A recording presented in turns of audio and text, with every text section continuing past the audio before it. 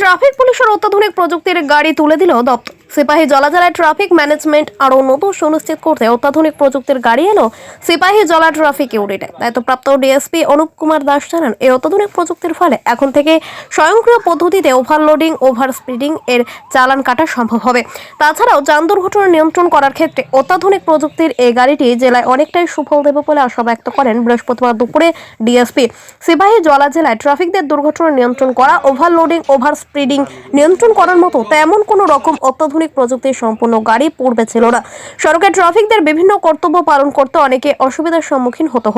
তাই রাজ্য পুলিশ দপ্তরের উদ্যোগে সিপাহী জলা জেলায় অত্যাধুনিক প্রযুক্তি সম্পন্ন ট্রাফিক পুলিশকে গাড়িটি দেওয়ায় অনেকটাই উপকৃত হবেন যেমন পুলিশ তেমনি জনগণ। দপ্তরের তরফ থেকে সড়ক নিরাপত্তার জন্য প্রত্যেক ডিস্ট্রিক্টেরই একটা করে গাড়ি দিয়েছে। তো সিমিলারলি আমাদের ডিস্ট্রিক্টেও একটা গাড়ি প্রোভাইড করছে, যে গাড়িটার নাম্বার হলো TR01N0807 যেমন ইন্টারসেপ্টার ভ্যান।